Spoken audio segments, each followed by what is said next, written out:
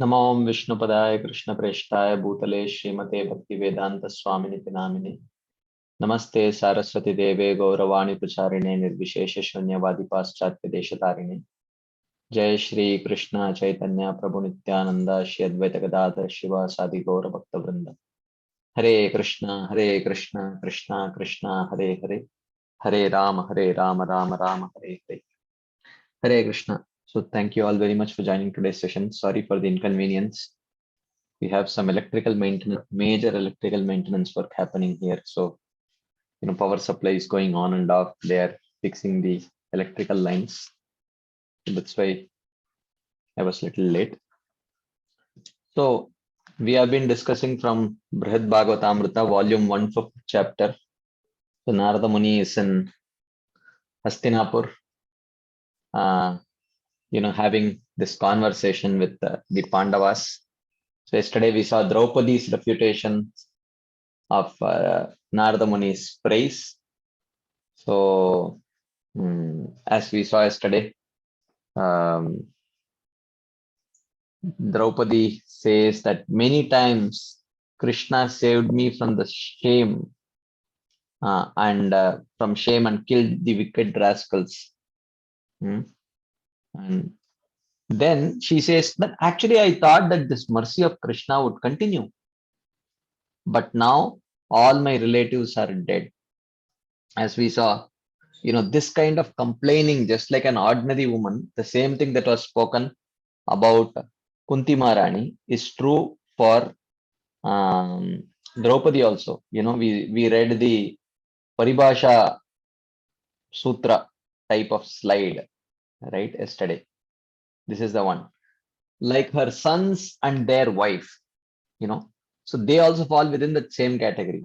Like her sons and their wife, Kunti is a transcendental soul. So is Draupadi, so are the Pandavas, blessed with the full mercy of Krishna. This is the truth no matter what she says. So in the case of Draupadi also, no matter what she says, the truth is that she's a transcendental soul blessed with the full mercy of Krishna. So the ecstasy of separation or Vipralamba Bhava impelled her to complain sorrowfully as if an ordinary woman. So the same thing is true for Draupadi also. When she is lamenting about, Krishna not showing mercy because um, she allowed her sons, her brother and father to be killed.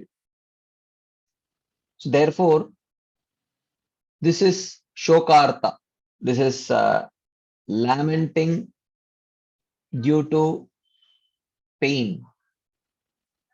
But the word that is used here is shokarta iva, as if she is lamenting by pain, which means it looks like that externally, like we saw yesterday, right? Kamarupa ragatmika bhakti. It looks like, when it is talking about gopis, it looks like kama from the externals, but it is not kamatmika, it is ragatmika bhakti. But in the case of ordinary people of this world who are lamenting, or when you see an ordinary uh, lovers having a conjugal exchange, that is kama rupa kamatmika bhukti. It is kama in form, kama in substance, and it is not bhakti, it is bhukti. But when it is seen in these exalted devotees, it is kama rupa ragatmika bhakti. Why bhakti? Because Krishna Saukyartam eva kevalam udyama. All their endeavors and actions are purely for the pleasure of Krishna and nothing else. So therefore, even this lamentation, it may seem like either Draupadi or Mother Kunti are actually lamenting uh, for their lost ones, for their lost family members. But this is just Vipralamba Bhava. Hmm. So, so whatever would attract Krishna's attention and bring and make his presence felt in their association, they would do that. So it has nothing to do with lamenting for their own near and dear ones. And even very rightly, Narada Muni identified that the Kunti Maharani's attachment for the Pandavas or Draupadi is for only one reason, because Krishna is attached to them. Krishna is affectionate towards them. If Krishna had nothing to do with the Pandavas, Kunti Maharani, the Narada Muni says, would have nothing to do with Pandavas also, even though they were. So that was the kind of attachment that Kunti Maharani had towards the Pandavas, her own sons, right? So from that side also you can say, then her lamentation is the lamentation of the uh, um, suffering undergone by uh, devotees of Krishna. So here, therefore, here she says that many times Krishna saved me from shame and also killed the wicked rascals. And I thought that this mercy would continue. But then Krishna allowed my brother, my father, my sons to be killed. So the mercy did not continue. Huh? But she says, but still I don't lament as I accept his desire. Tatrapi vidade shokam natad ichanusarini. But still I don't na vidade shokam. Hmm? Why? Because I am tad icha anusarini. Because I accept whatever he may desire. But still she says that I had hoped that he would fulfill my desires also. Even though I am tad icha anusarini, but still I thought that he would fulfill some.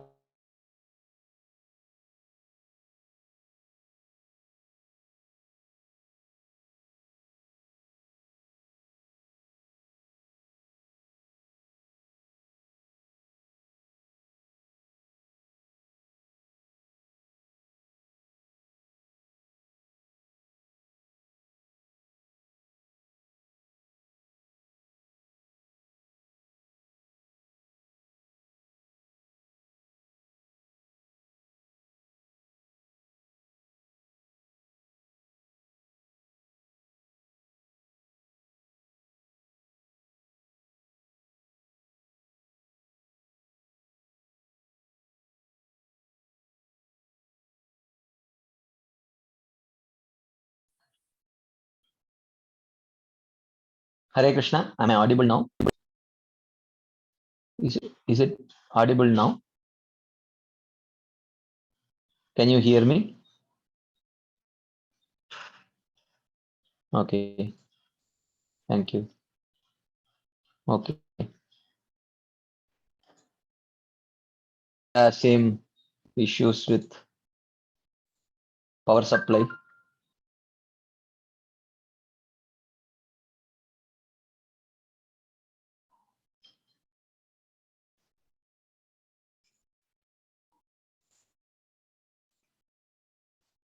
Okay. So then she continues that, so she says that, but after my relatives were killed, Krishna personally sat with me and consoled me with persuasive arguments.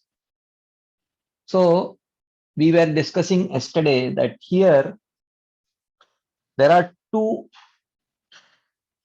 currents, two emotional currents that are parallelly, uh, you know, flowing in the heart of Draupadi.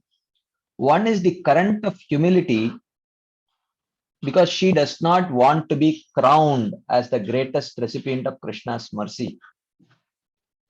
And there is this other current of a feeling of deep gratitude for what she has, for all that mercy she has actually received from Krishna.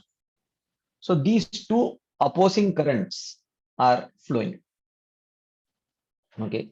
So if she has to express her humility, then she says that no, we have not received any mercy because Krishna allowed my my husband, sorry, my sons, my brother, and my father to be killed on the battlefield. So where is it mercy? So that statement is coming out of humility. And then she says, no, even though I lost all my relatives, Krishna personally came, sat with me, and consoled me, and I was totally fine. So if you see, this statement is coming from her gratitude. Okay.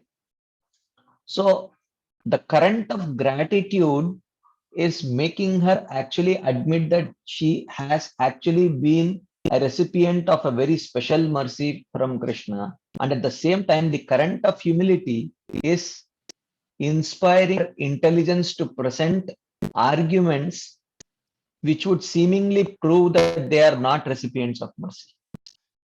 Okay. So this is like a, so like in this topic only we were discussing yesterday. So unless you get into the, you can appreciate the emotional state of these participants, we will try to evaluate their statements and try to logically understand what exactly is their definition of mercy. What are they talking about? It's so contradictory. What is she trying to prove? So they are not here in a debate competition with Narada Muni. Everyone, in everyone's heart, an emotional volcano is bursting and multiple lavas are coming out. So it's not exactly like a debate competition that Narada Muni against the five Pandavas and Kunti Maharani and Draupadi. It's not a debate competition. It's just that, Narada Muni is presenting his ecstasy of, uh, you know, meditating on the mercy that has been received by the Pandavas, Draupadi, and Kunti Maharani, whereas they in return are so embarrassed by to be called as the greatest recipient or greatest of anything. Like Prabhupada said, someone approached Prabhupada and said, Prabhupada, I am the most fallen soul. And Prabhupada looked at him and he said, you are not the most anything, right? So, so like that. So, because even in calling oneself the most fallen, Prabhupada could sense that pride. But actually, in the case of the Pandavas, they were supremely humble souls, a humility that is born out of their very elevated state of prema, mana shunyata, which is one of the reliable symptoms of bhava and prema. So that mana shunyata naturally came up when when they saw that Narada Muni was going to crown them as the greatest recipient of Krishna's mercy. But at the same time, there are other conflicting emotions also that are, that lava is flowing out of their volcanic heart. So, and these conflicting emotions are presenting, are coming in the form of various statements, which may seem like very contradictory. What is here Draupadi telling? Is Draupadi indicating that Krishna has shown them mercy, or is she indicating that they have not shown them mercy? This is very, it's not very coherent. Why can't she speak coherently like that? We may think, but this is, we have to we have to get into their heart and not their brain. Okay, of course, their brain and heart are in sync, but then we should also not see it with our brain, but learn to see it with our heart. That what are the emotions which are getting churned within their hearts, and which is manifesting in the form of these various statements. So don't try to look for some coherency. So this is not a Vedanta Sutra Bhashya that Mother Draupadi is speaking. She is just presenting her heart, the emotions that are flowing in her heart. So this has to be seen uh, through the understanding of rasa.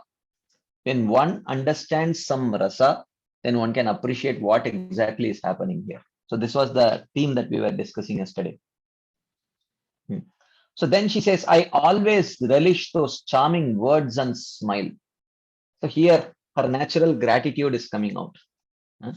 So even though she is presenting, oh, my father died, my brother died, my 5 children were ruthlessly killed uh, when they were sleeping. So is she complaining out of material lamentation? Within 1 or 2 verses, she says, oh, I always drink the immortal nectar of those charming words, so pleasing to the mind, and the smiles that went with it. So even in this apparent material trauma, actually what is that lasting impression that is staying in Draupadi's heart is the smile of Krishna, the charming words emanating from the mouth of Krishna, which is so pleasing to our mind. That is that gratitude, right? So then suddenly she says, oh, what did I do? I have now accepted that I am a recipient of mercy. Huh? Then she says, then feeling intense separation, she says, but why are you quoting the past? Huh? Why are you quoting the past? Where is Krishna now? Huh? Krishna is no longer coming here. Past is past. Huh? Krishna is no longer coming here. So how can I think that he has shown me any mercy, O Narada? Like that, she is like going through this conflicting emotions. Then we saw yesterday, Parikshit Maharaj says, this is a very important verse and a very important purport we saw yesterday. Shri Parikshit Vacha, Shokarta iva tatak kunti, Krishna darshana jivana, Sasram sakarunam praha, Smaranti tat kripa akripe. Mother Kunti, who is Kunti? Krishna darshana jivana. Her life, when you say Krishna darshana jivana, when you say something is my life, it means that is that thing or object or person that you value the most. In your value system, that particular thing comes the topmost, for which you are willing to give up your life also. So Kunti Maharani and the Pandavas, they are Krishna Darshana Jivana. Their whole life and soul to have the association of Krishna. Krishna Darshana Jivana. There is nothing else that they value greater than that. So therefore, her apparent lamentation for this thing and that thing, which may seem just like a materialistic lamentation, is just her expression of separation from Krishna. That's all. So therefore Parikshit Maharaj is also telling Uttara, my dear Uttara, I am going to speak about your mother-in-law. Of course, Uttara has had the association of her mother-in-law, Kunti, right? Sorry, not mother-in-law, grandmother-in-law, right? She's the grandmother-in-law, Kunti. So he's telling your grandmother-in-law, my dear mother, he says that she is Krishna Darshana Jivana. Her life and soul was just to see Krishna. There was nothing else that mattered to her in her life. Shokarta Eva. So the word Eva indicates that her lamentation from an external point looked like the lamentation of a materially tormented person, but it was not. So Smaranti Tatkripa, remembering how Krishna had at times shown his mercy, and at other times he had not shown his mercy. Then she spoke in a very pitiful voice with tears flowing from her eyes. She spoke, and here is where we will again read this. Actually, we should read this slide every day. Like her sons and their wife, Kunti is a transcendental soul blessed with the full mercy of Krishna. This is the truth, no matter what she says. Okay, which means don't try to evaluate her words, because they are manifestations of her prema, and it may not. So sometimes what these people do, yesterday we were discussing on this theme of Vaishnavera Vyamudra Vignehana Bujai. So sometimes there, I will just touch on this topic a little bit more because it's very important to understand this in order to especially understand this literature. So sometimes or many times the activities and the activities of these perfected devotees may not actually mm, uh, may not be appealing to mundane logic, any normal material logic also. And sometimes if you see, their activities will not be matching with pure devotional logic also. Sometimes they may act in ways which even a beginning level sadhaka knows is improper on the level of pure devotional service. Right? For example, the the gopis going and worshipping Katyayani Devi. So you say, Hare, even we know that Krishna is the Supreme Personality of Godhead. We are not supposed to worship demigods. But here are gopis who are themselves worshipping demigods. Sometimes they are worshipping Surya Dev. What is this? And if you see Prithu Maharaj, in the last stages of his life, it is mentioned that he goes to the forest and he feels that actually my devotional service is not intense enough. I should make my devotional service more intense. So what he does during summer, he lights fire all around him, and in the middle of the noon, with sun shining from top and fire blazing from all four sides, he's sitting or standing in between that, and he's performing his devotional service. Now the question is, in which Bhakti Rasamrit Sindhu or Bhagavad Gita or Bhagavatam, in which of these Bhakti Shastras is it mentioned that by doing these kind of things, one's devotional service will get intensified? Is it given anywhere?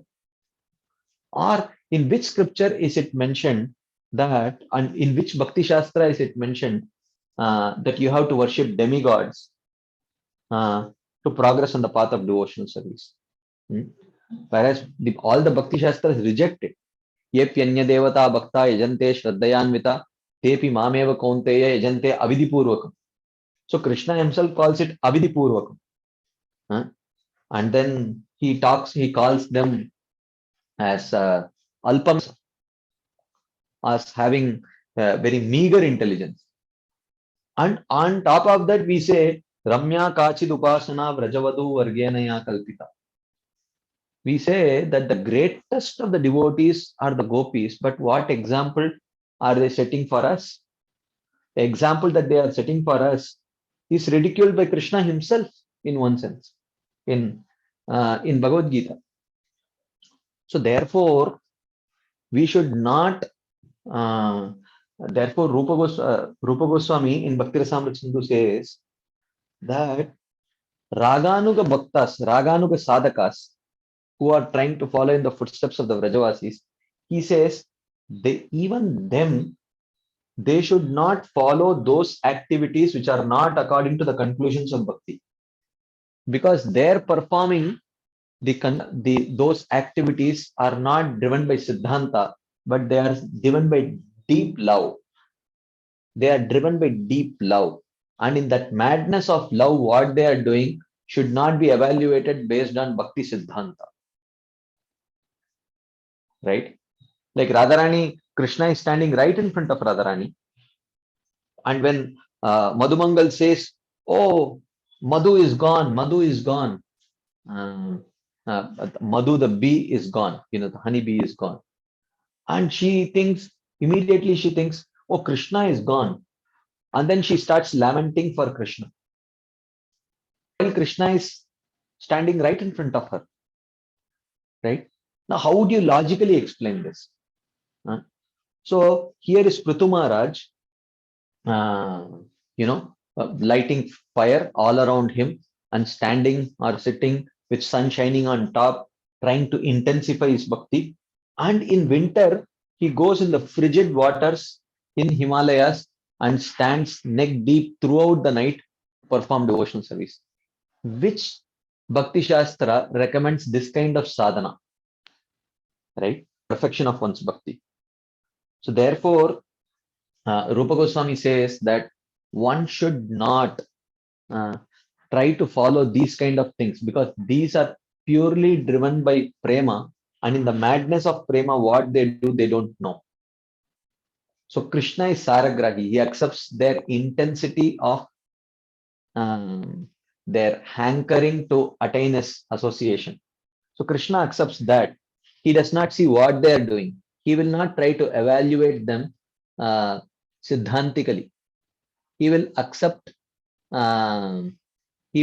their intensity of love in whatever form it comes, even though if it means that while Krishna is there, they are worshipping Surya Dev. Krishna is not bothered because Krishna is Saragrahi. So their Ananya Bhav towards Krishna is not even an iota compromised by their worshipping sun god. But when a sadhaka is worshipping a devata, it is because of his compromised faith in Krishna. Okay. The problem in one sense is not with the activity itself.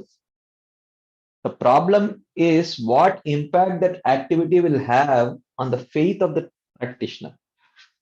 So, therefore, Rupa Goswami wants even Raganuga sadhakas who are more qualified than Vaidhi sadhakas, even they should not follow these kind of activities. Ultimately they are trying to mold their own practices looking at the Vrajavasis, but these activities which do not conform with the devotional conclusions, Rupa Goswami says they should not be followed. If someone follows that, then that is Sahajiism. Right? So therefore we should understand these things here. This is like very important.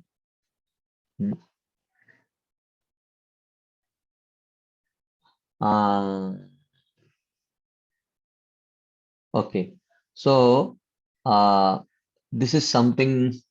And yesterday, what else did we see? So this is very important. I know there is a question in the chat box. We will take it a little bit in a few minutes. So he says, Parikshit Maharaj qualifies his description here by saying Shokarta Iva, as if lamenting to help clarify the real situation.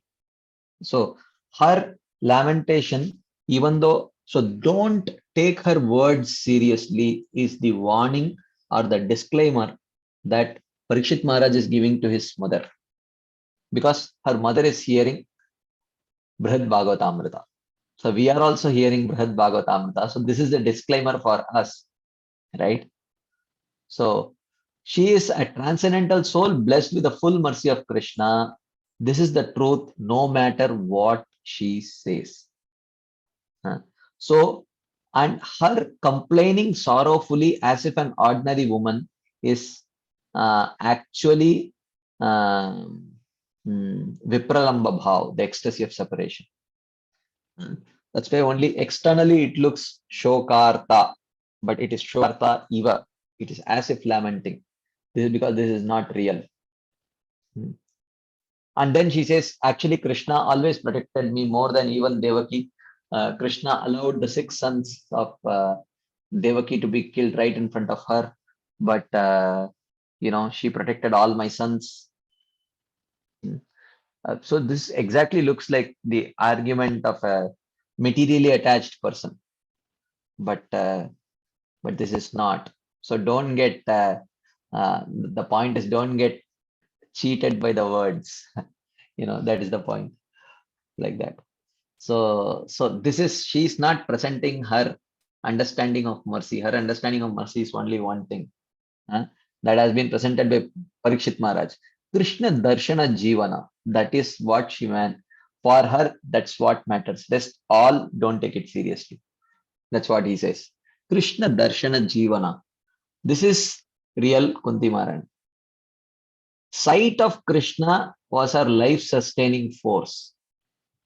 So when Krishna is there, his darshan is her life sustaining force. When Krishna is not there, anticipation of Krishna's darshan is her life sustaining force. That's all. Rest all is just to attract Krishna's attention so that Krishna can come. So rest all arguments is just to attract Krishna's attention. That's all. That is the truth. That's what he's telling here. So he remembers, in what all ways Vishan Mahagne Purushada Darshanat Sat Sabaya Vanavasa Krichrataha Mride Mride Aneka Maharataskrato Draunats Tatrashtasna Hare Birakshita. She remembers, right? You protected, you protected, you protected. Now, and then she says, but now you protected and went, but now we are still, there are so many other um, enemies who are there. We have created enmity with all of them, and they will anytime come and attack. Where are you now? You should be here. You should not be going to Dwarka. That is the point, right? Because her appreciation, even though the words indicate that she is appreciating Krishna's protecting their lives, but that is not her appreciation. So we should not get cheated by those words. That is, those words are just to cheat Krishna.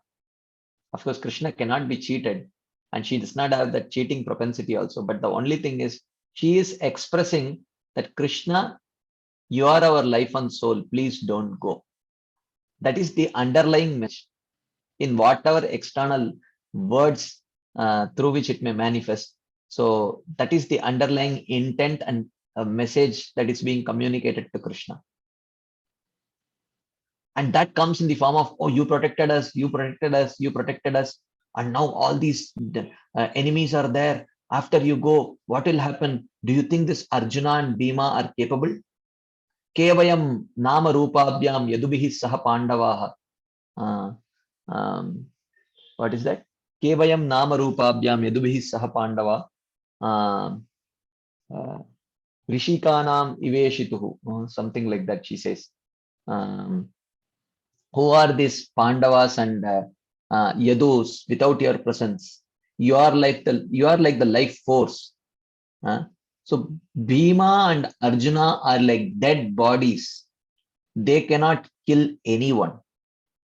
And this Kunti Maharani is speaking right when Bhima and Arjuna are standing right in front of them.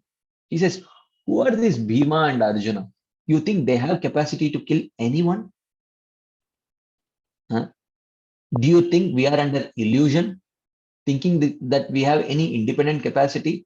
It is you who killed everyone. Even in Vishan Mahagne, when she says that, even though in most of those cases Krishna was not personally there, but she says it was all you only, Hare Birakshita, you only protected. Which means she is not giving any credit to Bhima for killing Hidimba. I mean, Bhima might have, Arey, मैं तो मारा उसको. I smashed him, and you are giving the credit to Krishna. Bhima didn't say anything because even Bhima knew. But all of this, why she is speaking? Not because she is speaking protection of her family members' bodies. All of them know that all these arguments, so they are hoping that please come up with more and more such arguments. All that matters to us is Krishna's presence. If Krishna decides to stay here, anything is okay. So that is why, how was Narada Muni's grand entry into Hastinapur described in Brihad Bhagavatamrita? So Narada Muni is entering Hastinapur, And the scene is set. Yudhishthir Maharaj is sitting with all his ministers, involved in some very serious discussion, serious strategic planning. What strategic planning is going on? By none other than Yudhishthir Maharaj, right? He says, "Chalo, what kind of sacrifices should we perform?" Hmm? So, what are the various sacrifices? अश्वमेध यज्ञ तो हो गया, 3-4 हो गया, और अभी all this राजसूय यज्ञ भी हो गया. अभी कौन सा यज्ञ कर सकते हैं जिसके लिए भगवान का presence is necessary? Okay, so they are planning that, and then you say, okay, what are the various kinds of dangers that we are in? Create some danger, and let's present it to Krishna, because when Krishna hears that, he will be here. So this is the king who is supposed to be the greatest Kshatriya. Great Kshatriya, they have just won the battle of Kurukshetra. Supposedly one of the greatest battles, all the great Atirathis and Maharathis. And that king is sitting along with his ministers, and he is discussing this. And he is the one, as described in Mahabharata, is supposedly, the, one who is, you know, committed to never speaking a lie.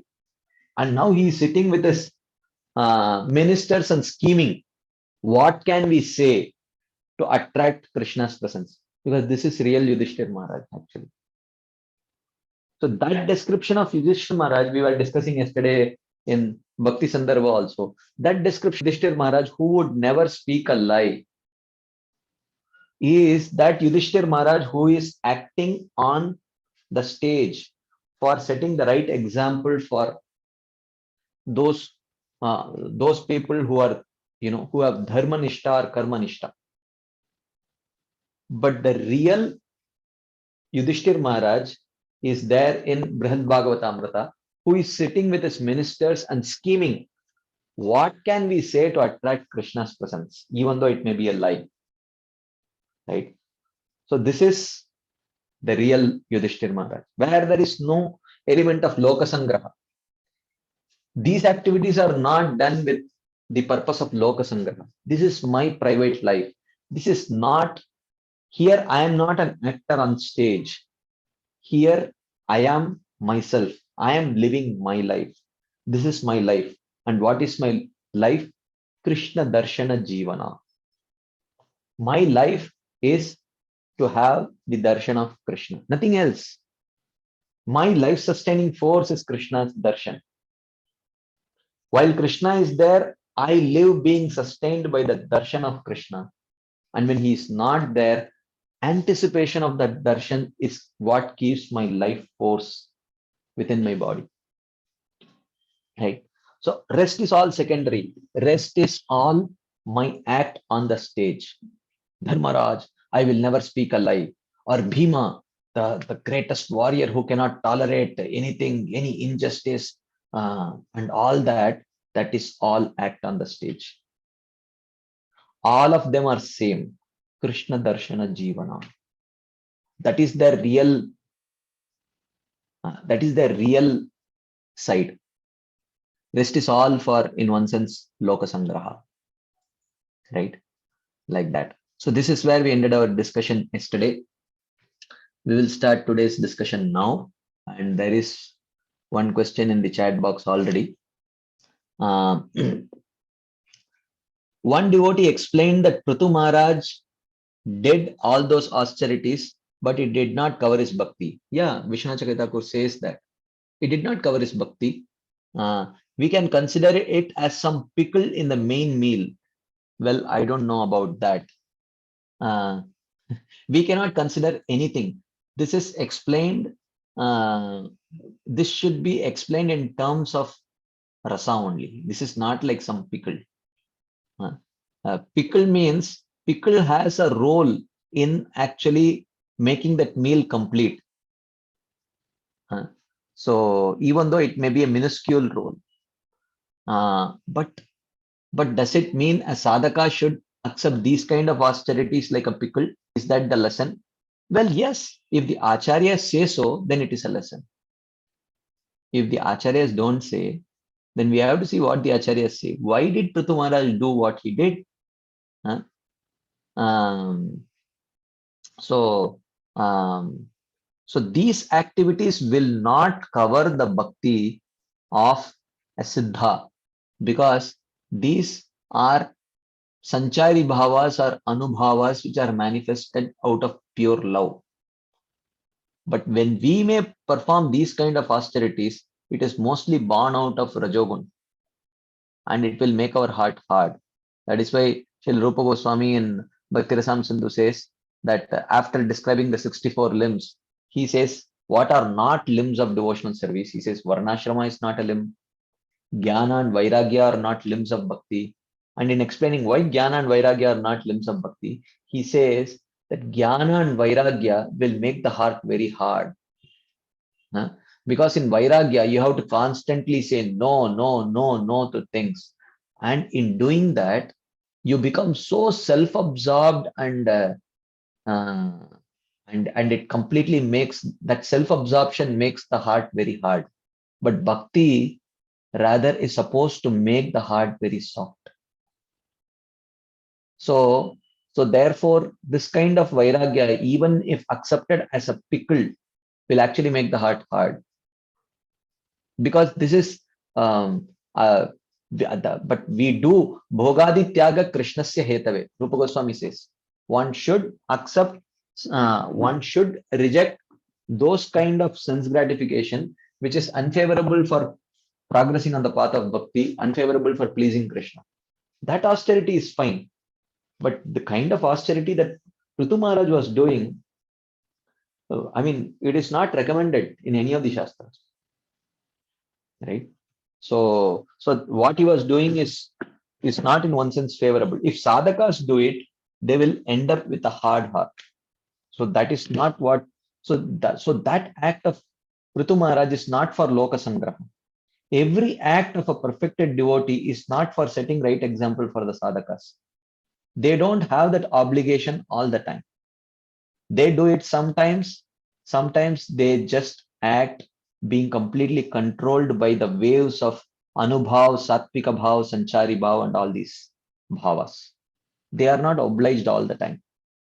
So therefore, what act of there should be followed and what act of there should not be followed? What lesson do all the activities of these perfected devotees teach a lesson for the sadhakas or not?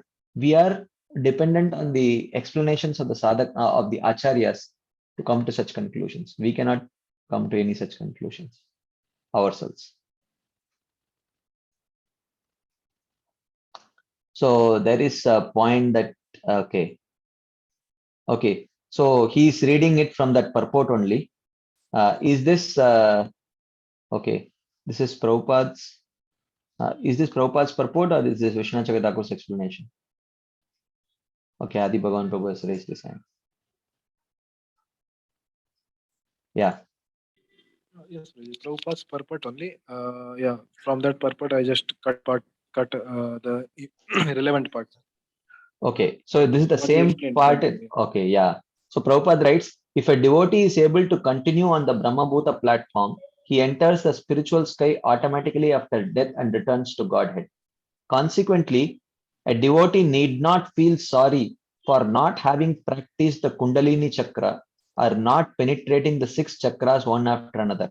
As far as Prithu Maharaj was concerned, he had already practiced this process, and since he did not want to wait for the time when his death would occur naturally, he took advantage of that Shat Chakra penetration process and thus gave up the body according to his own free will and immediately entered the spiritual sky. He already knew it, so he used it. So this was like, mm, you know, uh, does such an act actually accelerate a person's attaining the spiritual world? No. Then why did Prithu Maharaj do it? That you cannot understand. That you can understand only when you understand the rasa. That is what is, you know, um, that we should understand.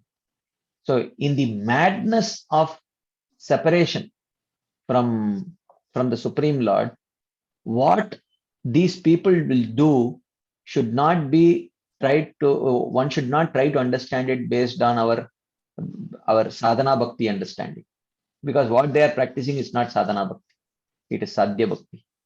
So these activities vigyaha na bujai, we cannot understand. That is the point. Is that okay, Adi In the Bhagavan Prabhu? case of Yudhishthira Maharaj, Yeah. yes, Prabhu, yes, Prabhu. In case of Yudhishthira Maharaj, also it is explained about the amalgamation of different gross and subtle elements. There also he uses this Ashtanga Yoga process is mentioned, and many other places also it comes. So how we should understand as sadhaka these explanations? The way the acharyas explained, that's all. Right. So, I mean, uh, it could be Loka Sangraha also, because ordinary people who may not have pure devotional faith, they may have to give up their body in that way. But even in that sense, Yudhishthir Maharaj, you know, he need not give up his body in that way. Actually, he is an eternal associate of Krishna. So so so therefore, this is all just for, because just like, you know, mm, uh, like these kings have the responsibility of setting examples for people while they are grihasthas, then as vanaprasthas also they have a responsibility to set the right example, because they are looked up to all the time. So for such purposes, it could be there. So we need to see what the acharyas say about it. Yeah, I mean, even to protect the faith of the Ashtanga yogis in that particular path. Yeah. So yeah, I'm not able to recollect who is that. Rishabdev definitely for sure, but there are other few cases where it is mentioned like that it was set, it was done to, protect the faith of the Vanaprasthas, like that, somewhere it comes in Bhagavatam, the explanation is given like that. I don't know whether it is in the Pandavas case or elsewhere, somewhere it is there. I remember reading. Is that okay, Adi Bhavan Prabhu? Yeah, I also don't remember. Yes.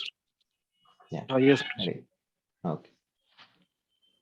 Yes, Kalanidhi Prabhu. Hare Krishna Prabhuji, Dandavat Prabhu. So, based on whatever we have discussed now about how a pure devotee will behave in his madness of prema, so I think it is quite obvious to me, if the emperors start behaving like that, what will happen to the common man? They simply cannot understand the behavior of these people and they make it completely confused. The emperor, who was the image of dignity, he was carrying himself so nicely and dealing with the people so perfectly on the basis of law and everything, suddenly he becomes mad after the law. I think the citizens will get completely confused. So I think they have to behave in this pattern which is laid down in the scriptures, so that the citizens will not go astray. I think, to me, based on whatever we have discussed, now it appears obvious. Otherwise, I might also be having a lot of doubts. Yeah, see, even though that obligation, from one side the obligation is there, but other side, like Prabhupada also, many times he would feel those ecstatic moments, but he would sort of suppress it, because he was in the presence of many people who may not be able to understand. But there have been many instances where Prabhupada could not suppress it also. So these are not, sometimes when that huge wave of those emotions come, sometimes you can sort of maneuver, around it, and sometimes it just sweeps you. So But you are here in just, Brihad Bhagavad Amritam, it is so wonderful. All these pure souls are together, so they can behave completely free without any restriction. yeah. So Sajatiya, this is Sajatiya. There is no Vijatiya. When Chaitanya Mahaprabhu would go to various places, he saw on the banks of Godavari at Kovur, when he was with Ramananda Rai, he felt such a surge of um, ecstatic love that he started crying. Ramananda Rai started crying. They started rolling in the ground and embracing. And suddenly they realized, oh, there are some Vijatiya people here.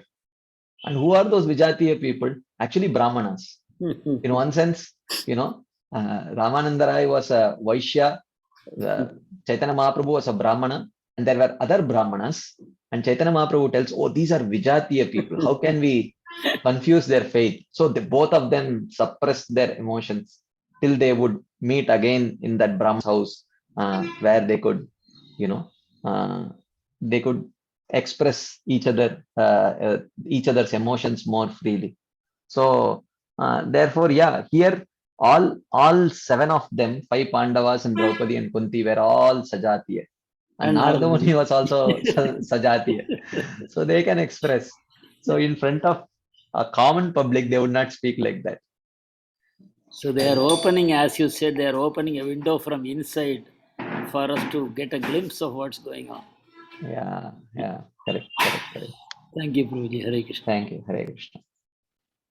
Okay, so I think we will start today's discussion now. It's already 12:55. We have another 35 minutes to cover today's part.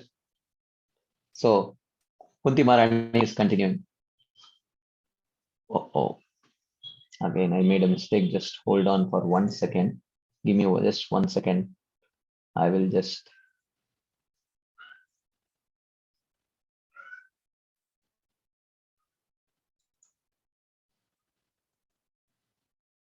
Just 1 second.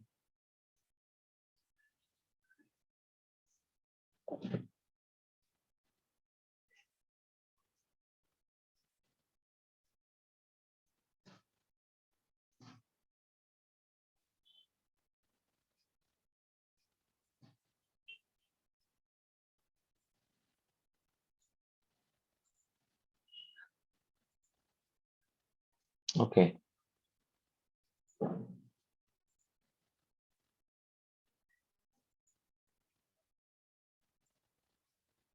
So Kunti Maharani is continuing here.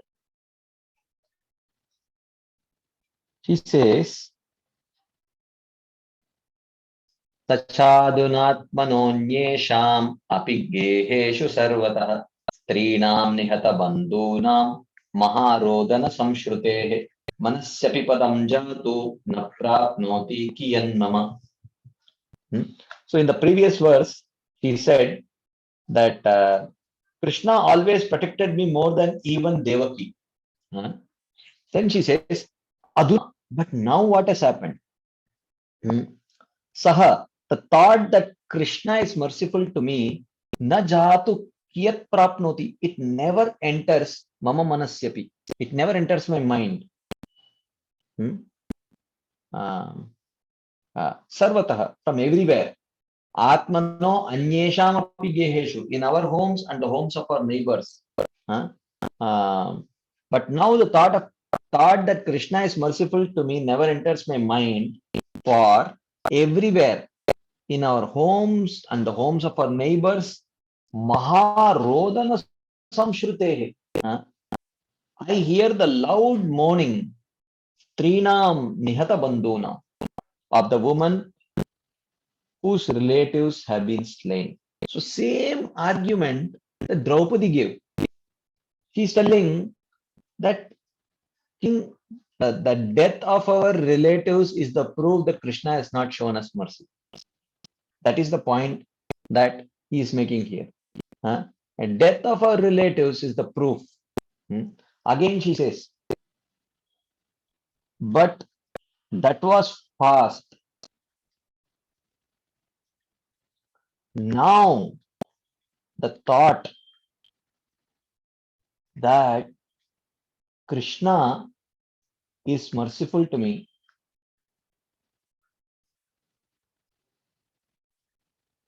does not enter my mind.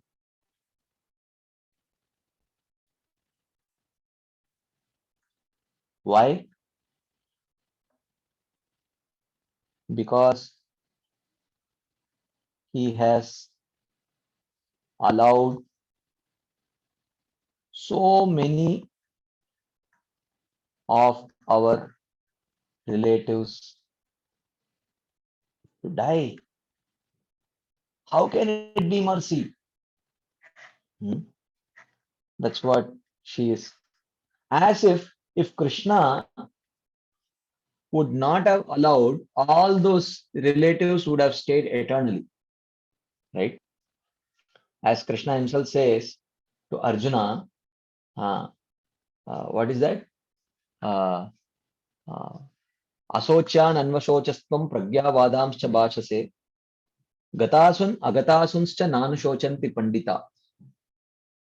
He says, Pandita, a really learned person, Ashochan anvashochastvam pragyavadamscha bhashase. Oh Arjuna, by lamenting for that which is not fit to be lamented, you are speaking like a very learned man. You are speaking like a Pandita. But don't you know that Pandita na anushochanti, that a really learned person does not lament for gatasun agatasun cha. Gata asuhu. Asuhu means life air. Gata asuhu means that from which the life air leaves at the time of death. So the life air leaves one gross body to go to another gross body. So gata asuhu means gross body. Agata asuhu means that from which the life air does not leave. During transmigration of the soul from one gross body to another gross body, the prana which is carrying the soul travels along with the subtle body from one gross body to another gross body. So agata asuhu means subtle body, that from which the life air does not leave at the time of death. Right? Cha refers to the soul. So Krishna says, you are speaking like a very learned man, Arjuna. Don't you know that really learned people do not lament for gatasun agatasun cha. They do not lament for the loss of gross body. They do not lament for the loss of subtle body, and they do not lament for the loss of soul. Right? So why they don't lament for the loss of gross body? Because gross body is all the time lost. Dehinosmin yata dehe kaumaram yauvanam jara. So when the soul, even before death, the kaumara body is lost, the yavana body is attained. The yavana body is lost, the jara body is attained. So even while a person is so-called living, even before his death, the gross body is destroyed many times. So understanding that the nature of the body is to always get destroyed, a Pandita does not lament for the destruction of gross body. Then why does he not lament for the destruction of the subtle body? Because destruction of subtle body means liberation. Right? Liberation. Because only at the time of liberation does the subtle body get destroyed. And one does not lament for the destruction of soul because soul can never be destroyed. Right? So that's why he says gatasun agatasun cha na anushochanti pandita.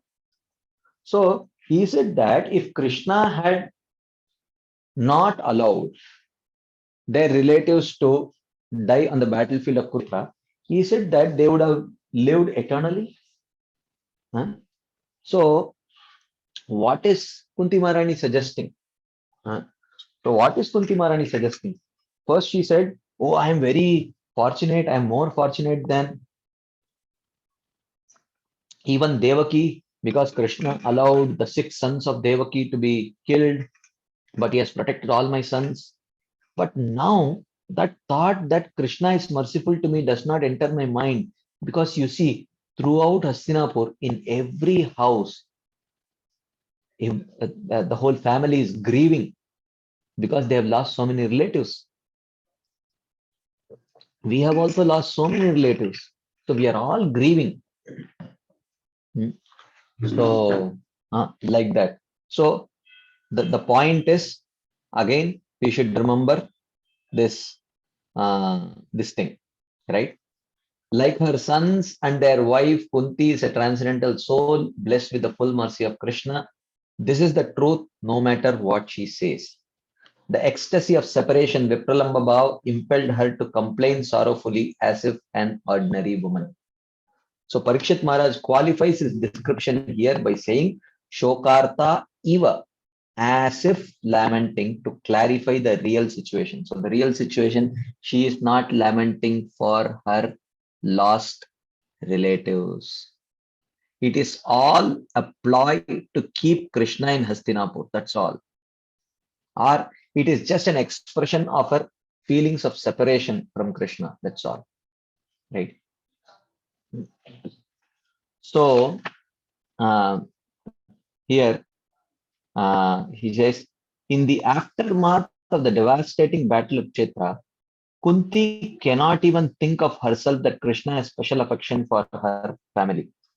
Certainly, while speaking to others, she is reluctant to say anything about Krishna's mercy. So, one reason is she wants to attract um, um, Krishna's presence. And when speaking to others, she is reluctant to speak about Krishna's mercy. Why? Why she is reluctant to speak about Krishna's mercy? Anyone would like to share your thoughts? Why is she reluctant to speak about Krishna's mercy? While speaking with others, why she is reluctant to speak about Krishna's mercy? Anyone would like to share? Yes, read me.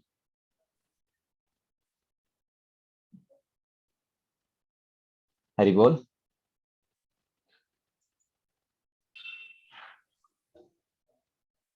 Yeah, I thought you raised your hands.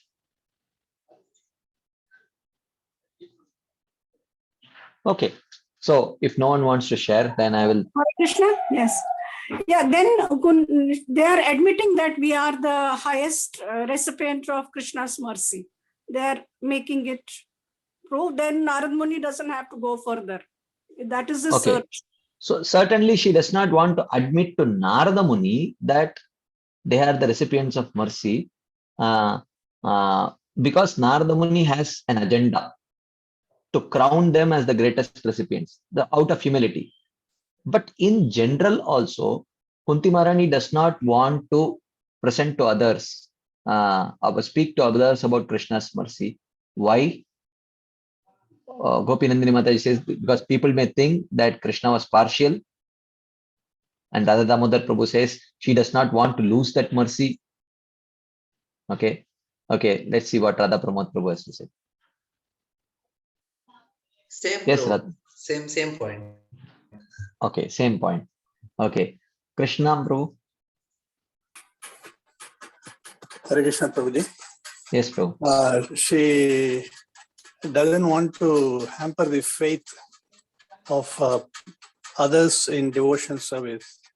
Because if devotees who have a special mercy of Krishna, if they are subjected to so much of tormentation, exactly. This is the point. It will lose. Yeah. It will lose the faith. Yeah. So the point is, others cannot relate to this aspect of mercy only because they don't have that faith. When they see, is this mercy?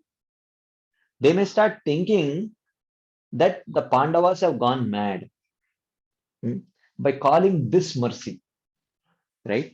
So therefore, to Narada, she does not want to speak about that mercy because out of humility.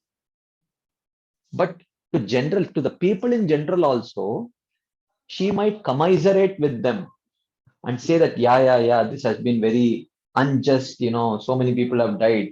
But there she will not go and speak about Krishna's mercy because that would become the ninth offense, right? Because they cannot relate to it. They cannot relate to that form of mercy of the Lord, right? To instruct a faithless person about the glories of the holy name. So to speak about mercy to a person, you have to you cannot just like that speak. So because they cannot relate to that form of mercy when it comes from Krishna, right? So that is the point here. Certainly, while speaking to others, she is reluctant to say anything about Krishna's mercy, because in every house, when people have lost all or at least some of their family members and they are grieving, on what basis is Kunti Maharani going to say that Krishna has been so merciful on us? So this would become very difficult to convince them, and they may lose faith on Kunti Maharani only. They may lose faith on the Pandavas only if they start speaking like that. So you have to speak to them in a language, in their language, because the Pandavas and common people, they don't share a common definition of success. The Pandavas' definition of success is Krishna Darshana Jivana. So what is that? Krishna Darshana Jivana. So they are Krishna Darshana Jivana. That is their definition of success. But a common man, he has Dharma, Artha, Kama, Moksha as his definition of success. So when two people share a completely different definition of success, you cannot talk about your fortune, because what you are perceiving as fortune is a great misfortune for them. So when you tell them, oh, very fortunate, then they will say, are you sarcastic? You are sarcastically critical of me. You're teasing me when I am grieving for the loss of my husband, my son, my father, and you're teasing me by telling that I am the recipient of greatest mercy. So therefore, she is very reluctant to say anything about Krishna's mercy. When someone is grieving, how can a common man perceive it as mercy? Like that. Anything else before we move on to the next verse?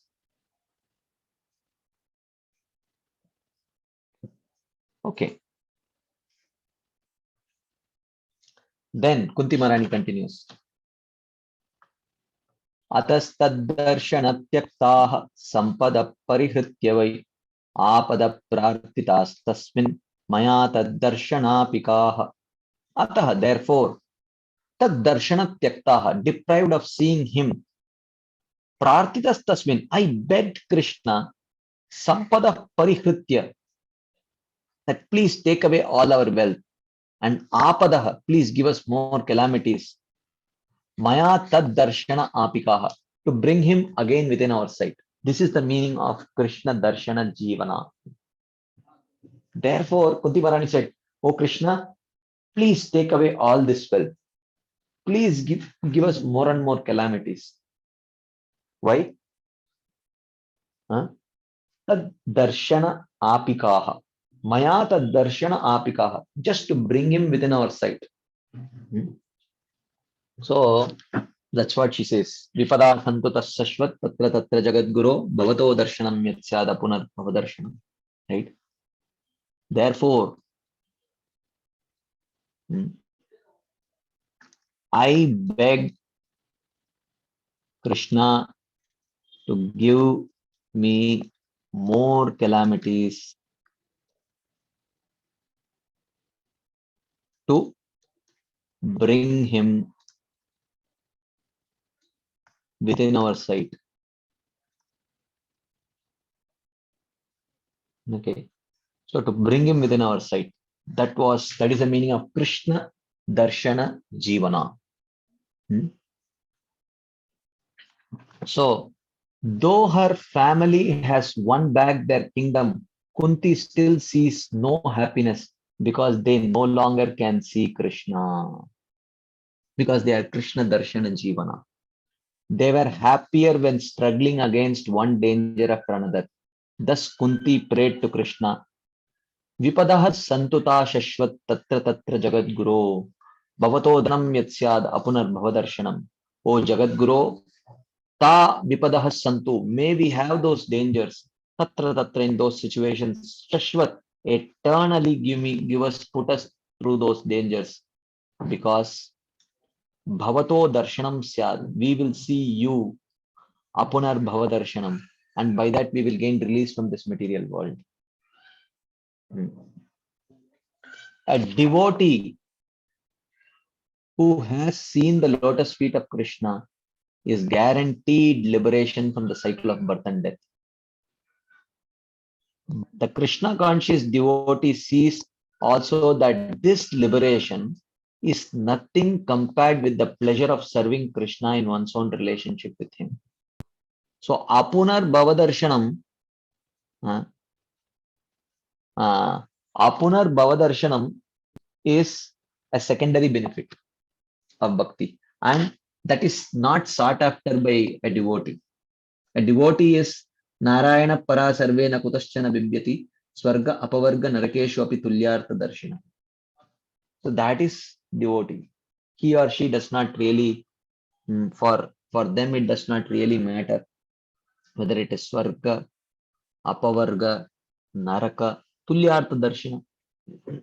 So when she says apunar bhavadarshanam, it is just to say that, oh, you people consider liberation very valuable, right?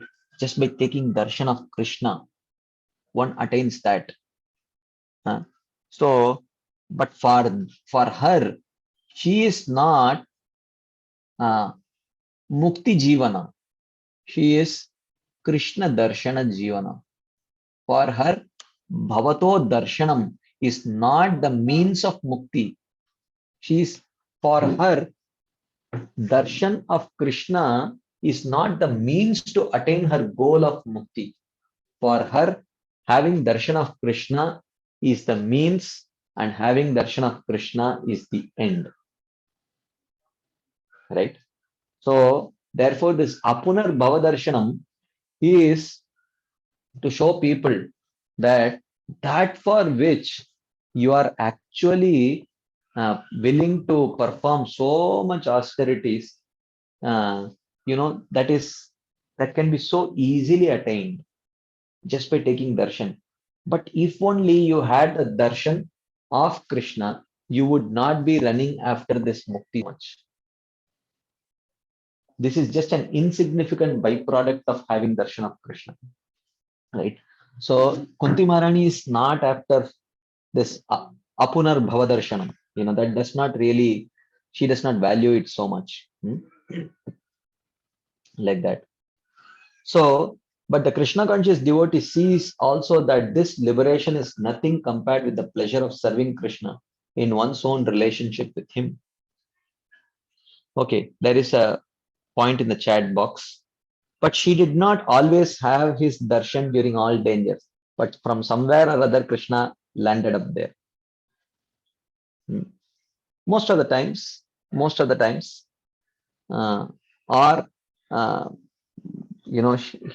Krishna would send someone, or he would most likely personally be there.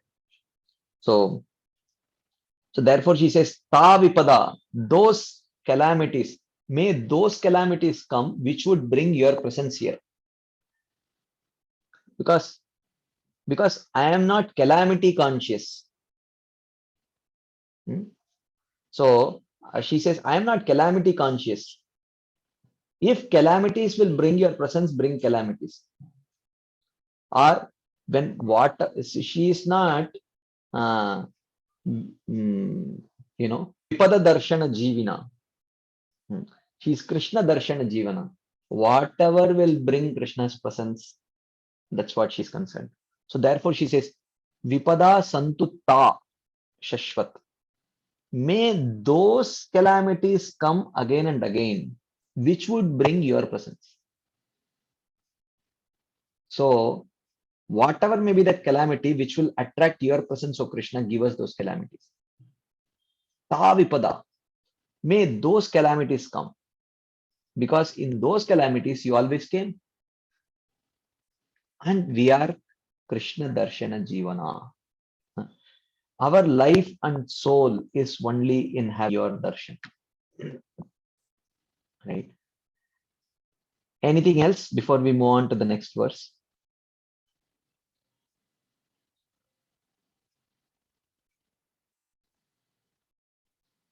Okay, let's move to the next one. Then she says, Datva nishkantakam rajyam pandava sukita iti matvaduna vihayasman dwarakayam avastitam.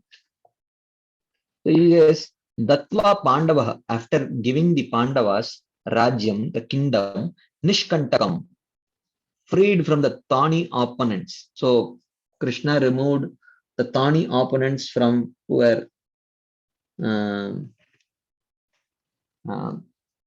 were opposing or becoming an obstacle in the Pandavas freely enjoying the kingdom. Adhuna, now, Matva Sukita iti, considering that all of us are very satisfied and peaceful, Asman Vihaya, giving us up, Dwarakayam Avastitam, he resides in Dwaraka. Giving us the kingdom free from thorny opponents. Thinking that we are now happy. He stays in Dwaraka.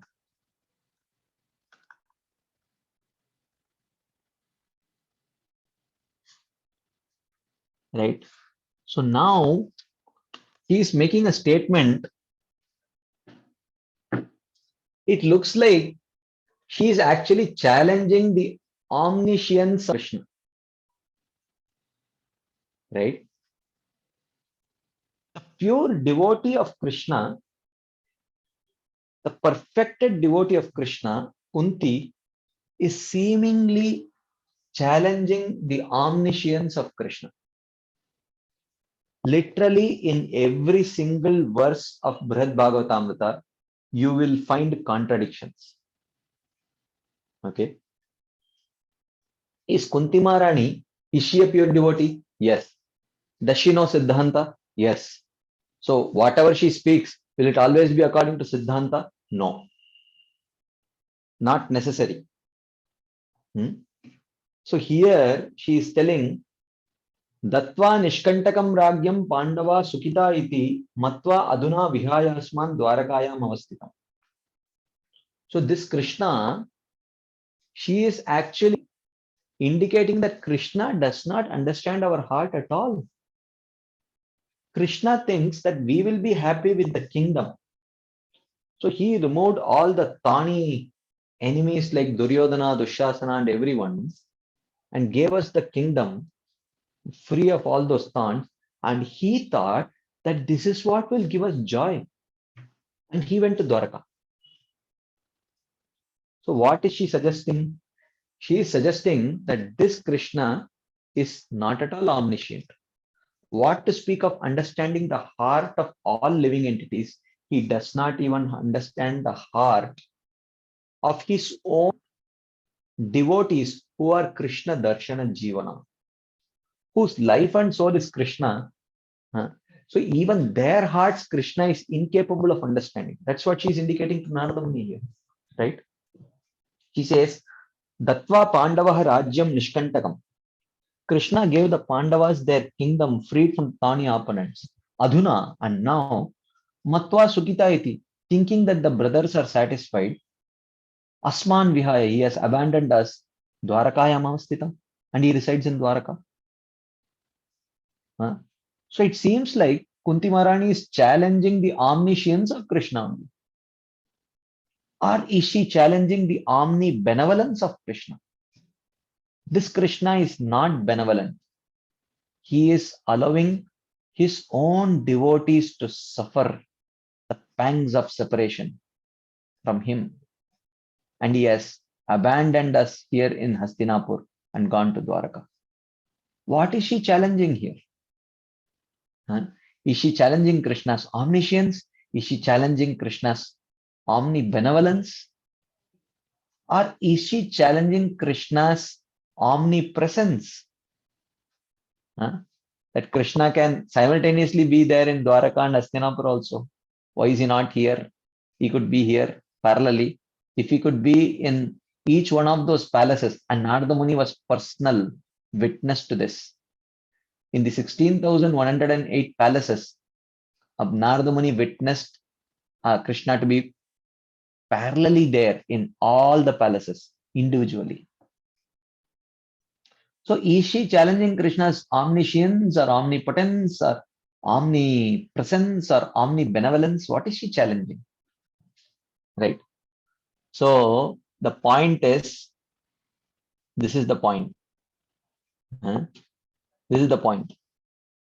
Like her sons and their wife, Kunti is a transcendental soul blessed with the full mercy of Krishna. This is the truth, no matter what she says.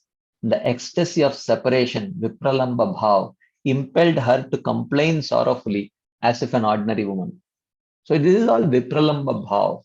So unless we understand this Vipralamba Bhav, what it is, how it can manifest, and being impelled by this mood, how people will speak, then we will, if we don't understand this, then we will try to evaluate each of those statements based on Siddhanta. In one sense, Siddhanta and Rasa cannot be separated. The complete understanding of Gaudiya Siddhanta incorporates it has to incorporate the proper understanding of. So if one does not understand Rasa, then his understanding of Siddhanta is incomplete. What is the understanding of Rasa? So one aspect is to understand what is expected of a sadhaka. That is one aspect of Siddhanta. Another aspect of Siddhanta is the Siddhanta of how the perfected souls act, how and why a perfected soul acts. That is also a part of Siddhanta. It's not that this is Siddhanta and that is Rasa. An understanding of Rasa is very much integral to our understanding of Siddhanta also. So therefore, but when you understand a Siddha, you have to use that Siddhanta, the Rasa Siddhanta, to understand a Siddha. And you have to use a sadhana Siddhanta to understand what is expected of a sadhaka. So, but understanding of Rasa is also part of Siddhanta only for us, right? So here, she is seemingly speaking, it seems like she's challenging at least one of these things, either Krishna's omniscience or omnipotence or omnibenevolence or omnipresence, right? Like that. Yes, Kalani Bipu. Hare Krishna, Prabhuji. Yes, sir. Can I articulate something that vaguely occurs to me? I am not good at the Siddhanta. I have no idea of Rasa. But something that occurs to me, can I speak? Yes, bro. So what I am thinking is this Vipralamba Bhav that we are talking about. There is definitely the absence of Krishna. That is why there is a Vipralamba Bhav. But we also sometimes hear that it is better than the pleasure of Sambhoga. The highest is Vipralamba Bhav. That is our Siddhanta also. So does it mean that the Vipralamba Bhav itself is the manifestation of Krishna? That in that mood, it is actually Krishna manifesting in the heart of the devotee as that kind of an ecstasy. That is what. Yeah. In one sense, yes, definitely, because the presence of Krishna is more strongly felt through those feelings of separation. In one sense, yes. In one sense, so that is why Sharta Eva looks like lamentation, but it's actually ecstasy manifesting. Yeah, that is ecstasy actually. So does it mean that when I have that kind of extreme misery and danger, that is the time that I intimately call upon the Lord to be with me, even though He may not be physically present. That intimate invitation to the Lord to be present, that itself Mhm. becomes the kind of a Vipralamba ecstasy. No, that is not Vipralamba. That is Shokarta. Okay. We are distressed by all these material miseries. Okay. Uh, that is a desire to free ourselves from miseries, but that is inspiring us to call upon Krishna. That is different from Vipralamba Bhav. That is not Vipralamba. Okay. So, but when Kunti Devi is saying that, please give me that kind of dangers which will bring me into my presence, but we are also seeing that she is giving examples of such dangers where Krishna did not personally come to save her. But still, did she feel the presence of Krishna in those situations by intensely uh, calling for his presence, something like that? Yeah, that it could be that, or even that in her ecstasy she even forgot that which of those dangers where Krishna was personally present. Yes. It could be that also. Yeah, because so intensely you are feeling him. So whether he's actually there in the physical form or not makes no difference. And in one sense, that is one aspect. Or she was she was so absorbed in wanting Krishna's presence that she even forgot that which of those dangers Krishna personally came to protect them. Also, Yeah. I mean, of course, we have to check what the acharyas say there. Okay. But yeah. Thank you, Prabhuji. Hare Krishna. Hare Krishna. Okay. So yeah, there is no purport for this verse. So 86. So, and it's time also. So we'll pause here and continue this discussion tomorrow. So thank you all very much for your patient listening and your enthusiastic participation. So we will continue this tomorrow. So 2 o'clock will be Bhakti Sandarbha discussion. And today evening, 7 o'clock will be the last session of Harinam Chintamani. So Wednesdays, we are completing Harinam Chintamani 7 to 9. And from next Wednesday onwards, we are starting a new book, Bhakti Aloka. So just an information for you. Next Wednesday onwards, we are starting Bhakti Aloka. Today we are completing Harinam Chintamani. Hare Krishna. Thank you very much. Srila Prabhupada ki jai. Srila Sanatan Goswami Pad ki jai. Shri Gopi Paranand Prabhu ki jai. Shri Brihad Bhagavatamrita ki jai. Hare Krishna. Thank you very much.